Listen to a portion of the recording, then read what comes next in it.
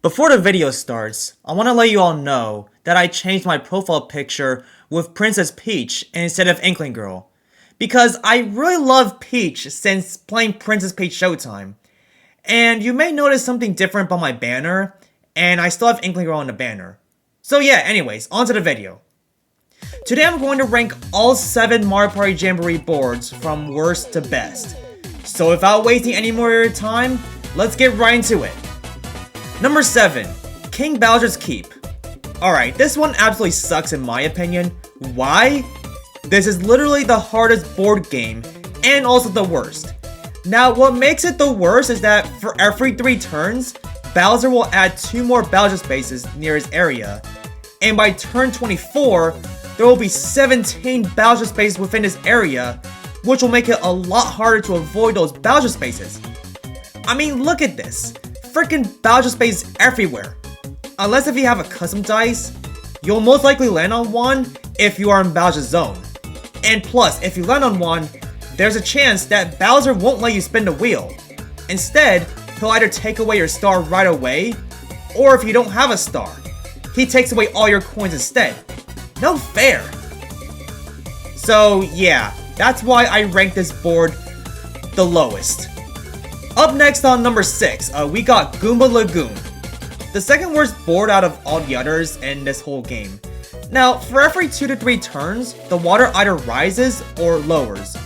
And when it's high tide, you're basically stuck at a certain island, especially for the ones that have fewer spaces. And all you do is just roll the dice and walk around the island. And it's not pretty fun doing all of that, unless if you land on the event space on those islands. And the Goomba will lead you to the island hopping zip line, and either lead you to a 4-space island, which is very limited in spaces, or lead you to a volcano island, which has a more unrestricted area. But then again, once you made it to the right side of the volcano, you're pretty much stuck at going in a circle, unless you have a pipe or until the tide lowers. At least you can go in a circle to farm golden Goombas for more coins. But if you got lava bubbles instead, then you're out of luck. Coming up next at number 5, we got Mario's Rainbow Castle. Now this one's pretty much luck based, matter of fact, because whenever someone gets the star, the tower moves to Bowser, and you want to do your best to avoid reaching Bowser, who happens to give you a Z-Tar, which is basically a waste of coins. You can also land on the event space to switch sides for the tower. So let's say that one of the players are close to getting a star, but right before they can get it, someone lands on the event space and the tower turns to Bowser. Yeah, that would be like the most evil way to screw someone up in Mario Party. Which is why Mario Party can lead to toxic friendships sometimes. You can also buy a tower turner for 20 coins, but it requires timing if you want to get Toad instead of Bowser. Number 4, Western Land. This one's kinda luck based, but not as much as Mario's Rainbow Castle in my opinion. Some things I don't like about this board is that when asked to ride on a train, and assuming you said yes, which does cost coins, he'll give you an option to either move forward or backward. But you don't get to manually choose which direction you want to go to. It's pretty much randomized. And also, when a train runs into you, you're basically sent back to the beginning, which is really annoying. Especially if you're close to getting a star. And another thing that bugs me is that when someone lands on one of the event spaces with Wiggler running the Milk Saloon, they can invite some people over to the saloon, which can put some players at a disadvantage, especially when you're trying to get the star. Or it can be a good thing if you're invited over, so you can have a chance to get the star if it's really close to the Milk Saloon. But yeah, otherwise I don't really like the Milk Saloon in my opinion. Next one on the list, Mega Wiggler's Tree Party. This one's pretty decent, unlike the first 4 boards I ranked in this video.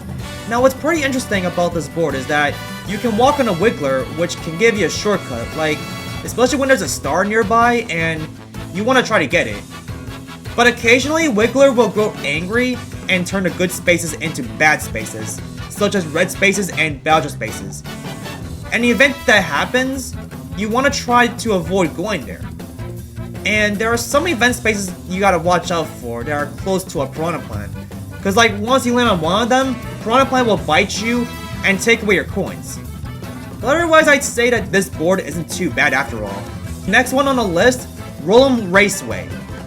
This board is pretty decent in my opinion. It's kind of like the Mario Karts in Mario Party. And why it's straightforward is because you can use your carts to race around the board. Not like in Mario Kart where you race to get first place. And the star is only found in one of two places. The route on the left and the route on the right.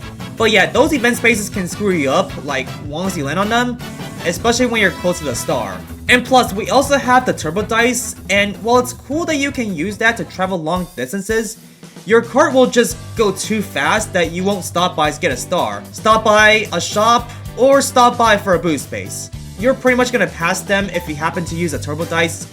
So best case scenario, if you ever want to stop by at any of those places I mentioned, I wouldn't recommend using a turbo dice. And last but not least is Rainbow Galleria, the best board in this game.